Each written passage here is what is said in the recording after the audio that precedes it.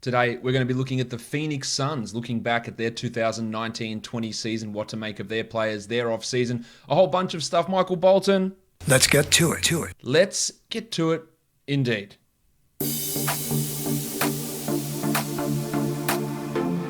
You are Locked On Fantasy Basketball, your daily fantasy basketball podcast, part of the Locked On Podcast Network.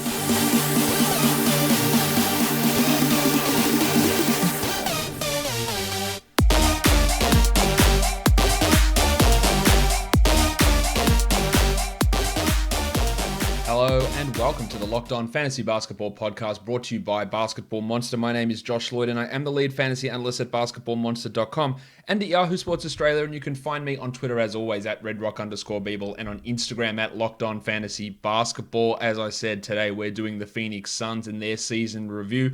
Let's kick straight into it because questions are everywhere. Lots of questions about Mikal Bridges, which was sent through on Instagram. Now, I am recording a couple of these shows in advance, so tomorrow's show is going to be the Spurs, but I've already put out the questions for those ones.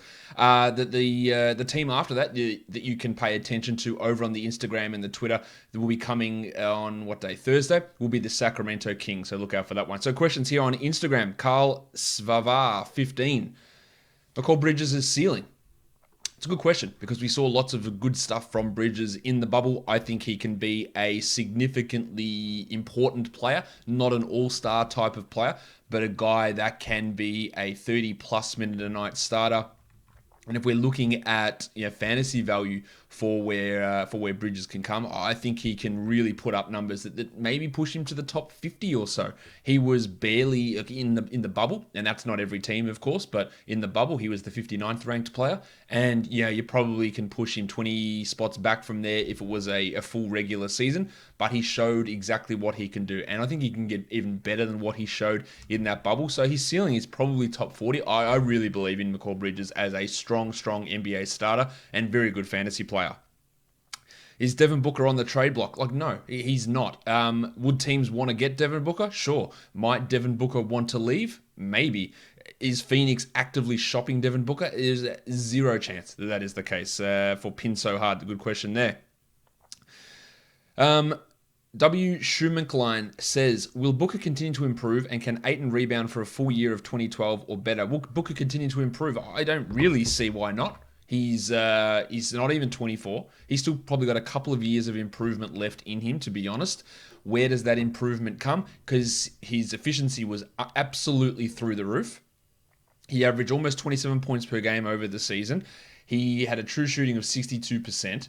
It's defensive numbers. Now, can he get back to a steal a game? That's probably where he can get to. Can he get from 26 to 29 points per game? Probably. So I think there is still some improvement left in Devin Booker. And as for Ayton, can he get to, would you say, 20 and 12? Why not? 18 and 12 this year. I think pretty easily he can get to 20 and 12. I think that he's got some... I don't really love him as a player, and I never would have taken him as the first pick in the draft, but he's a very good center. He's got a lot to work on defensively. He frustrates me with his lack of pressure on the rim and three-point shooting, which I think he can do both of those things. But when he does do those things, then the numbers really rise up for him. Let's have a look. Should the Suns go after Fred VanVleet? It's an interesting call. Ricky Rubio, let's not get this confused. Ricky Rubio was amazing this season for the Suns, and we'll talk about him more later. Absolutely amazing. He is 30. VanVleet is not 30, so there is some value there. But you got Booker, you got Rubio, you've got Bridges, you've got Oubre in that mix as well. They do lack that third guard. Perhaps would VanVleet want to come and come off the bench again and play 29 minutes versus 34 minutes? Would they look to move on from Rubio? I reckon having Rubio out there is probably a better option than VanVleet at the moment, but of course in the future VanVleet's probably going to be a better guy there. I don't think they should necessarily commit too much to VanVleet at this point. Dal and Des fam, are the Suns better without Kelly Oubre? It's an 8-game sample size. In the bubble, in those games before the bubble, I wouldn't say they were necessarily better without Oubre. Oubre is an interesting one who put up really good numbers. He looks flashy when he's out there. His advanced stats aren't necessarily the best, and not having him out there enables Mikal Bridges to play in a role that suits him better. But I wouldn't say that they are better without Kelly Oubre. He is a really interesting player, though, in terms of where his value lies, what his role is going to be moving forward. There is a lot of question marks about Kelly Oubre, which we'll talk about a bit later on. Pantasis says, is Ayton worth a top 20 pick? I would be pretty stunned if he's not, to be honest. I'm almost certain that he'll be in that area. I don't know if this question's taking the piss or if it was a mistype. Tony Manasi says, is Booker a top 100 player? Yes. I think, did he mean to type top 10? Because he's really on the cusp of that. Maybe top 12. He was the 15th ranked player this year, Booker. I think 12 to 15 is probably the range for Booker for next season. Dream float high. Cam Johnson's dynasty and redraft value. Does he lose minutes with Oubre back and a rookie? That's assuming Oubre's back, of course. Cameron Johnson played really well in the bubble. There's no denying that. He was the 56th ranked player in fantasy in the bubble. He averaged 13 points. He played 32 minutes. He shot the ball well. He hit 2 threes per game. But nothing he did completely stood out. He didn't miss a free throw, so that helped his value. He shot 50% from the field, which was 68% from 3, and he played those 32 minutes, only on 15% usage. So the two numbers that were actually good for him in fantasy were field goal percentage and free throw percentage, which were at 50 and 100. And I don't expect those numbers to continue. So that will drop off. The minutes will probably drop off. Johnson is already 24 and a half and will be 25 next season. So his long-term value isn't that good. I'd loved what he did rebounding-wise. He improved a lot there, but he doesn't do much else. He's not a high-volume scorer. He's not a defender. He's not a passer. He doesn't get to the line a huge amount. So I think that maybe that might be a little fool's goldish to expect what he did in the bubble to be something that continues over. But he was super impressive, and I did enjoy watching him play in that role. All right. Draft-wise, they got the 10th pick in the draft. I have mocked them in the last 2 drafts to have Alexei Pokusevski. I haven't done my 5th mock draft, but I really love Pokusevski. You know what I think of him. A ball-handling, 7-foot power forward who blocks shots and shoots threes, next to Deandre Ayton, who neither blocks shots nor shoots threes. I think it's a really good combination. Ayton's got the strength to guard the bigger guys down low, and to be more of that rebounding option. I wouldn't be starting Pokusevski straight away because they're going to put Oubre or Bridges or Johnson or Shahrich if they bring him back there. But I think Pokusevski is that high upside guy that if he works out, then shit, this Suns team could really go somewhere. So that's who I have them picking there at selection number 10 in my mock. That might change when things happen for the next mock draft. I'm going to be doing more mock drafts, no doubt about that.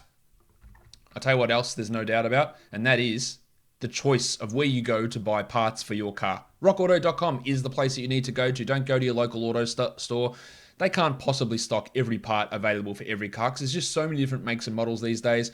So you go there, they have to order it in anyway. And local auto stores, they're going to charge you an arm and a leg to get you the part that you need for your car. RockAuto.com has been serving auto parts customers reliably online for 20 years. They are a family business and they have auto and body parts from hundreds of manufacturers. They have everything from engine control modules and brake parts to tail lamps, motor oil, and even new carpet. Whether it's your classic or daily driver, get everything you need in a few easy clicks at rockauto.com.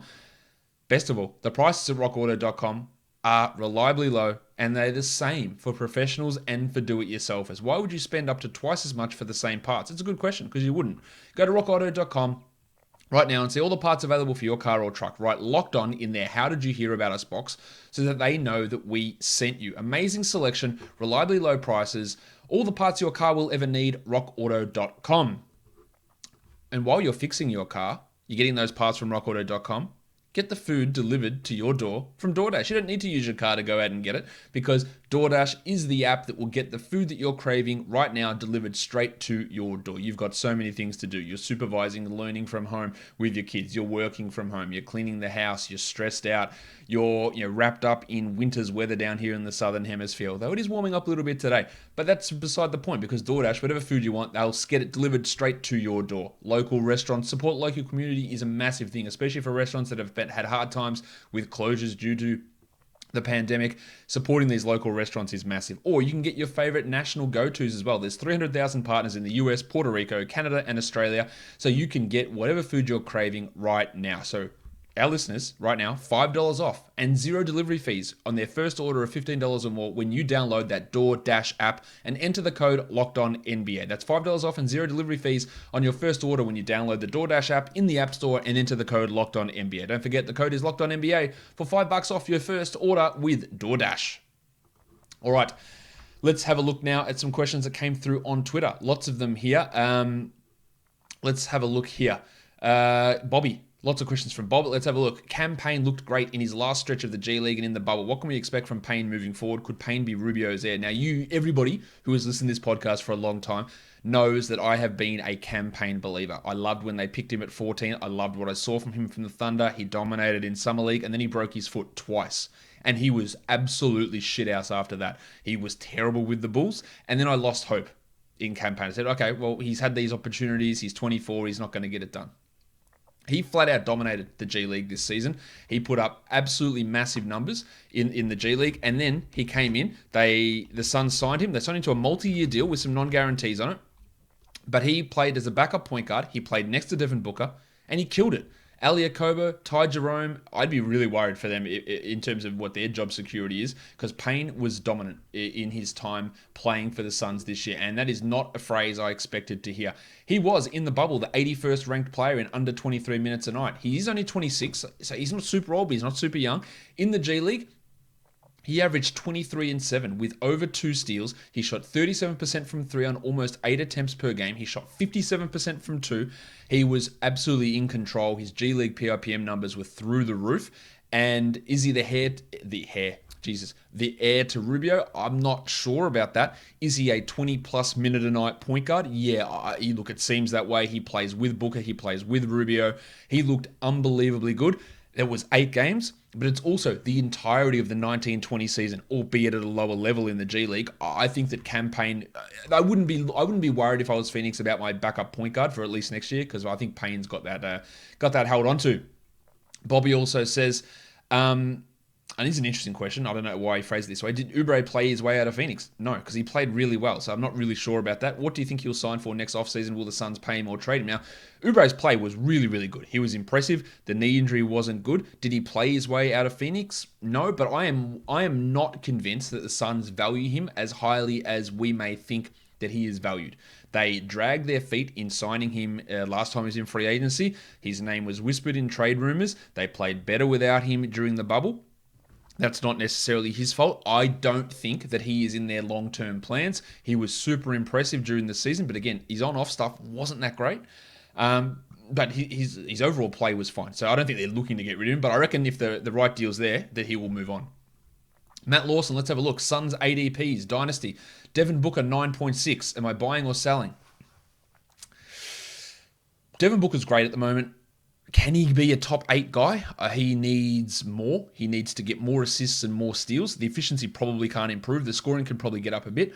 I reckon it might be on the high side, to be honest, for Booker, but I don't hate it. Deandre Ayton at 18, I think he can get to top 12, so I would buy that. Oubre at 61, I'm not sure about. I think I'd probably pass on it.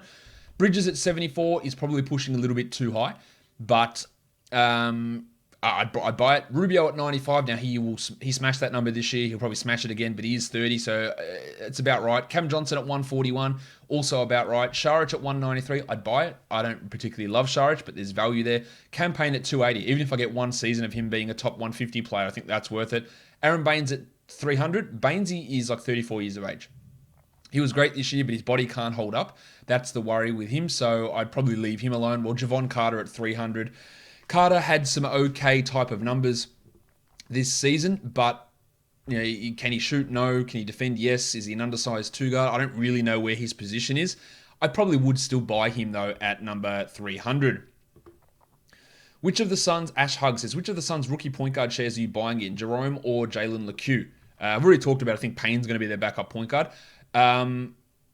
LeCue was really bad this year. Like, I don't think that he was good at all in his play, even at the G League level or at the in the limited minutes he got in the NBA. Both of their advanced numbers were pretty rough this season. LeCue, for example, in the G League, averaged 13 points in 27 minutes. He shot just 60% from the line and 21% from three and averaged only 3.5 assists. Like, they are rough numbers. Now, he does still have the advanced stuff, still really likes him long term, but his season this year was terrible. Ty Jerome averaged 17 and 5 with 1.7 steals and shot 36% from three.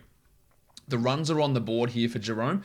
He, at this point, is the better player. He is also 3 years older than LeCue, so that's worth looking at. But Jalen just did not perform in the G League, despite having that upside that is still there and is still liked by some of the modeling systems. I'm not 100% sure that I want to buy into him. I'd probably, for the safety, buy into Jerome there. Let's have a look. Another question there about Freddie VanVleet. What team should Devin Booker go to? From Dixie Normus. That's a fake name, I'm sure. He should go to Phoenix because that's where he plays for. And why do we need to get him out of Phoenix? There's no reason for that. Spencer Lynn says, Baines was a beast the first half of the season, filling in for Ayton. Do the Suns retain him? And if not, is there anywhere he could go where he could shine again fantasy-wise? I'm going to say, do they retain him? Maybe. He was really strong as a backup center and their other options are bad. But as I said, he is old. Right, he is, I'll get the exact age, he's almost 34. He is not going to, no team is going to get him and say, you are our starting center. So to answer that question, no, there is no team that will give him that value. Let's have a look here. Devin Booker, good question from Blair. I've talked about questions for a lot here. Devin Booker or Bradley Beal, who do you think finishes higher in a head-to-head 8-cat next season? Good question. 12 for Beal this year, 15 for Booker this year. Who do I think finishes higher? Booker. I think Booker improves, and I think Beal regresses based on the return of other players there for Washington and Booker being younger and stepping up. So I would say Booker marginally. All right, now let's actually get into talking about these players and their overall fantasy values and what they did during the season. The Suns podcast might be a long one here because I've answered too many of your questions. Hope you guys don't mind. Let's have a look at these guys. The first one we'll talk about here, of course, is Devin Booker, who was, as I said, the 15th ranked player. I've talked about him already on the show. He averaged 27, 4, and 6 in the bubble. He was the 9th ranked player, and that sounds good and all, but you would hope with the fact that he averaged 30 points per game that he would be a little bit higher ranked in the bubble, given that players weren't there and players weren't playing at this higher level. Is that his absolute ceiling? 35 and 6? With 2 threes, 50 and 94, like unbelievable true shooting. His true shooting at 62% for a guard is, and a usage of 30 is absolutely amazing. Like, he was really good. His PIPM was massive, his Raptor was massive, and he's generally been a negative in those numbers. So that was a big turnaround. It's the lack of defensive numbers, and it's the assists are really strong. But will he ever be a guy that can get 8 assists per game, like a James Harden level player? I think he can. I'm not sure that teams believe that he can, and that's a big difference. I think if Booker was put in that position to just handle everything as a point guard, he would do it, and he would become a top 7 player. I just don't think the Suns will put him in that position. Now, we've seen Monty Williams talk about running him as a point guard, and then we got a ton of Rubio and a ton of Cameron Payne, and little of Booker running that role. I think he can still get there. I think there is still some upside in that. But the defensive numbers, I'm not really ever sure how good they become. Maybe they can become better. Hopefully they can become better. But I'm not 100% convinced of that. Next up is Deandre Ayton, who was really disappointing this season. I think that's fair to say. 35th ranked player. He's still only 22. His PIPM and Raptor were both positives. +1 PIPM, 1.8 for Raptor, 57 true shooting on 24 usage. We know that he had the suspension for PEDs. We know that he had the ankle injury, which bothered him. So he played only 38 games and he averaged 18 and 12. He didn't take threes. He blocked 1.5 shots a game and he had 2 assists. We know where the strength is. Rebounding is big. Field goal percentage is big. The blocks, actually really good. And he's improved significantly defensively. There's no doubt about that. He needs to get that usage from 23 up to 26. He needs to become a 21 and 12 guy. And he needs to hit half a three a game. I think he can do it. He's shown a real reluctance to do it. But the big thing is free throws. 75% on 2 attempts is bad. We want him at 82%, around that mark, and at 6 attempts per game. He needs to be way more aggressive in getting to the line, and he just hasn't done it. Now, in the bubble, he was actually worse. He averaged 15 and 10. He blocked only 0.9 shots, and he got to the line 1 attempt per game for 64%. That is troubling. It's 8 games, but it's troubling that those numbers weren't there. Now, he did shoot the 3 a little bit better, 1.3 attempts per game. hit him at 30%. He claims he's a better three-point shooter now. I'm not ready to buy it. But there is still a lot of upside here in Deandre Ayton. I don't think we should be ruling him out. As I've said, you know my thoughts on Deandre Ayton. I don't think he's fantastic. I don't think he's worth that number 1 pick. But he's still 22. He's 4 years away from hitting his peak. And I think his peak is going to be as a top 12 player. But there are a lot of things that obviously need to be corrected in what he's able to do to get to that area. Next up on the list is Ravishing Rick Rubio. Hit the music.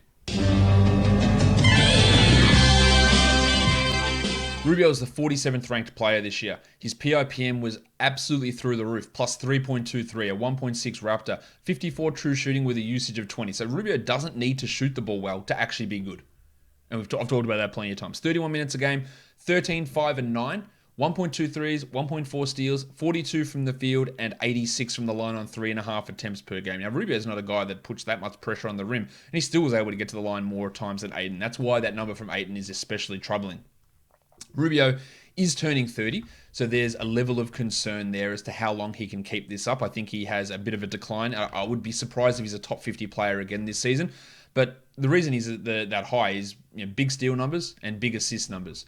In the bubble, his minutes did come down. He only played 27, but he was still the 47th ranked bubble player. Averaged 13, 5, and 8 with 1.5 threes and didn't get those steals. He was at 0.8, hit 95% from the line as well.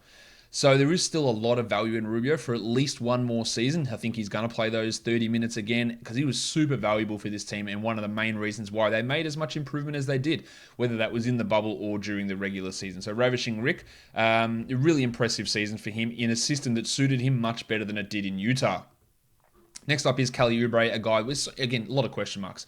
The 60th ranked player this year. You cannot complain about that. He's not even 25 years of age. But for all that he did, he's still a negative 0.06 PIPM, a plus 0.1 Raptor, so thoroughly average. 56 true shooting is okay, but it is a little bit below average. 22 usage. He averaged 19 points with 2 threes and 6 rebounds. He got 1.3 steals, and he averaged 45% from the field and 78% from the line for a true shooting of 56, as I said. His three-pointers were at 35%. It's fine. Now, he had this big run at the end of 18-19. Booker was out for some of that, but he put up big steal numbers, big block numbers, big usage, and he shot the ball really well. That regressed somewhat this year. The steals and blocks did come down a little bit. The shooting, which was at 40% at times, came down a little bit, more back to the time when he was in Washington, where actually, that's not fair, because he was more of a 33, 32%. I think he was a 20% shooter at one point in Washington. So he has improved from there.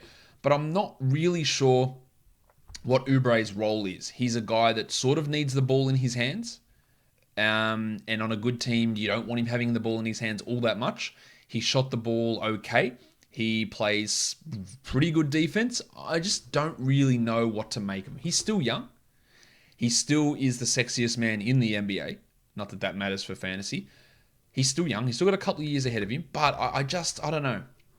I feel like there are other options on this team who probably provide better value or better fits, being Bridges and Johnson, an out-and-out elite defender and an out-and-out elite shooter. Whereas Oubre just feels like he's sort of mixed in the middle, and I don't really know where he comes in that mix.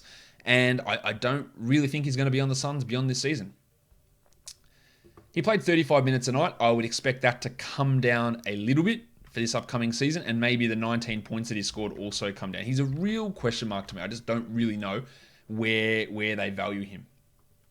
Next up is Bridges, who was the 92nd ranked player. I thought Monty Williams really dicked him around this season, barely played him at the start of the year, and he still managed, despite playing only 28 minutes a night, to be the 92nd ranked fantasy player. He still managed to be the 92nd ranked fantasy player despite scoring only 9 points per game and hitting only 1 3. How did he get to this level? Well, it's all steals for him. 1.4 steals, 4 rebounds, 0.6 blocks, and 51 and 84 for a true shooting of 62%.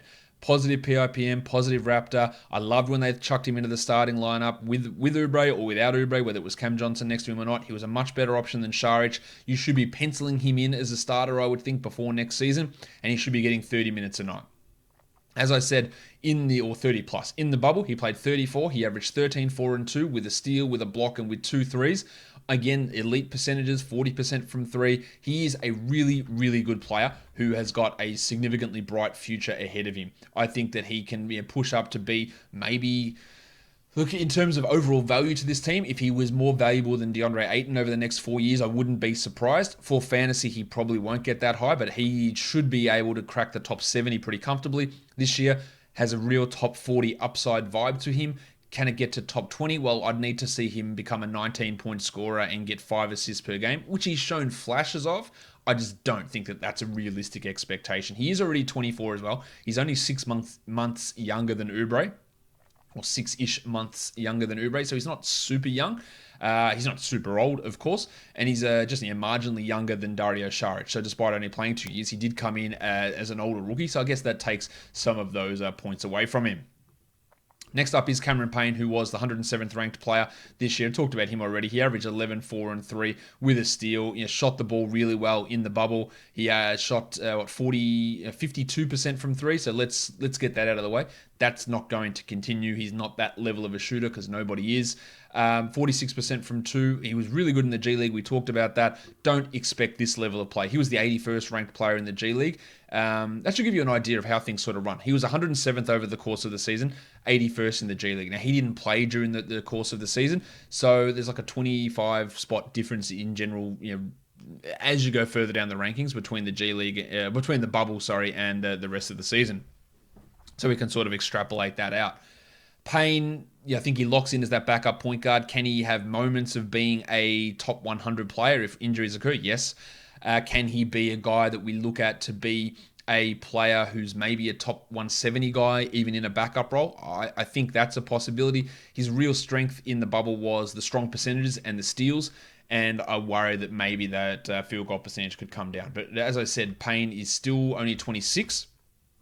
So he does have a little bit of upside left in him, but they've got a team option on him for next season, which I'm sure they'll pick up. I'm just a little bit worried about how he continues this next season. Shahrich was the 165th ranked player. Negative 1.12 PIPM and negative Raptor, 59 true shooting. He started and then went to the bench, and at this point, he's not that good. 165th ranked player, as I said, 25 minutes, 11 and 6 with 1.3 threes. This level of passing that we've always seen from him, and he can handle the ball and he can be a big assist guy, it just never comes to fruition. Under 2 assists, 48 and 84. He shot 36% from 3. He's just completely competent. That's sort of where he sits. He is a restricted free agent in this offseason. I thought he had much more success playing as a backup center in place of Aaron Baines in the bubble. And in the bubble, his numbers were much better. 15 and 8 with 1.5 threes. Now, the shooting was through the roof, 57%, so that's going to come way down. He shot 52% from 3 as well, also going to come way down. But he showed that he is more of a backup center than he is of a power forward. I think that the Suns, if they're going to bring someone back between Baines and him, it should be Shahrich. Let him play a little bit of power forward. Let him play those 18 minutes or so, or 15 minutes behind Deandre Ayton, and then play 5 minutes at center, and that's sort of your role. And I thought he looked pretty good in that area. But in terms of where his future lies, I don't think he's ever going to be a top 100 fantasy option. Next up is Aaron Baines, 193rd ranked player. We know that he was absolutely magical earlier in the season when Deandre Ayton was out, but he only played 42 games in 22 minutes. He averaged 11 and 5 with 1.5 threes. He shot 35% from 3, which has been a real feature of his game of late. But still, overall, his PIPM and Raptor were both negative. Negative 0.3 PIPM, negative 0.9 Raptor, and the dude's 34 years of age. So there is going to be a drop-off coming, I can guarantee you. Now, in the starts, he was really good. 14 and 7 with 1.7 threes, but only 0.6 blocks. He's not a shot blocker. He was thriving on getting that usage and hitting those threes and being efficient from the field. But I think that we maybe overvalue his contributions as a starter during the season. And those numbers, they're not, again, at age 34, I'm not, I need to pay Aaron Baines to come in and be my starting center. He was pretty strong, and he really keyed some big runs from the Suns, and his three-point shooting was cool. But I'm just not really sure that there's much more to see out of Aaron Baines, unfortunately for Bainesy. Cam Johnson, 214th ranked player this year. 22 minutes, 9 points, 2 threes. Not much else over the course of the season, but in the bubble, it really changed. He improved his rebounding rate fantastically. As I said earlier, the 56th ranked bubble player. He averaged 13 points with 2 threes and 6 rebounds, shot 50%. Now, there is going to be some fall off with the 100% free throw shooting, with the 50% field goal percentage. The PIPM and Raptor, but just barely negatives, but as a rookie, that's a huge positive for him. The big negative, though, is he's 25 years of age. He's almost 25. He's older than Bridges. He's older than Shahrich. Sorry, he's not older than Shahrich. Shahrich is 26. He's older than Booker. He's older than Elie Okobo. He's older than Kelly Oubre. Actually, it's the same age as Kelly Oubre. So there are some worries about where he goes from here.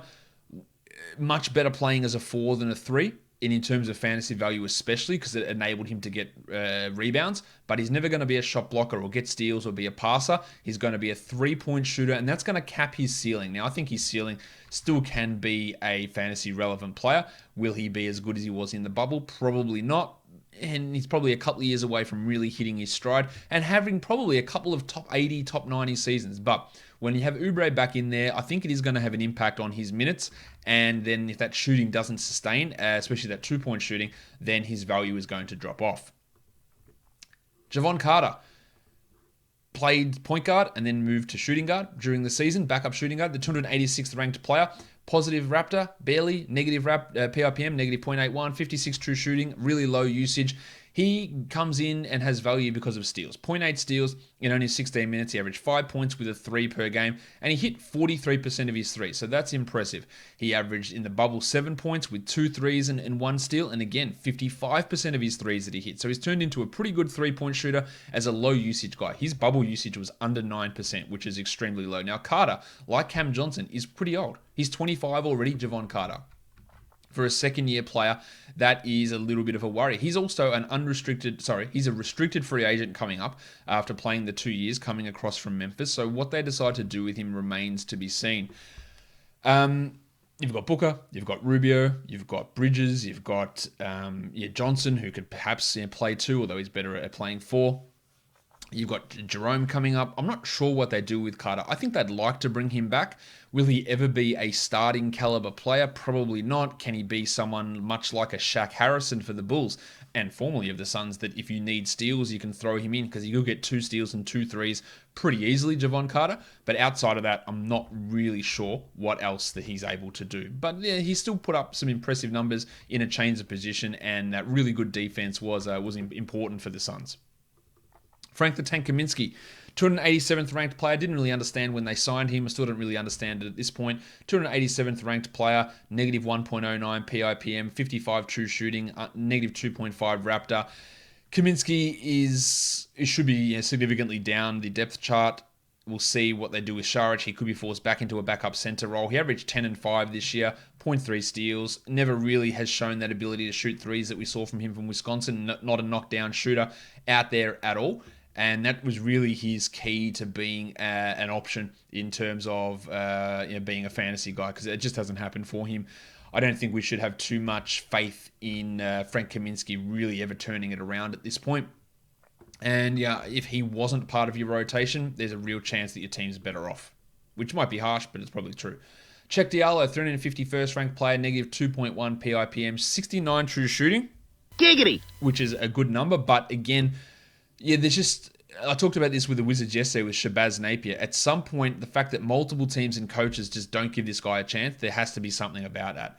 He played only 10 minutes a night, 5 and 3 with 0.3 blocks on 65% shooting, 87 from the line, and we had Ayton go down, we had Kaminsky go down, we had Baines get injured, and we still didn't get really big minutes out of Diallo. Now, he's a guy that I've always liked his permanent numbers. His advanced numbers have been positives in the past, but that's sort of corrected now. He's got a $1.8 million team option. I don't think the Suns will be tripping over their dicks to bring him back.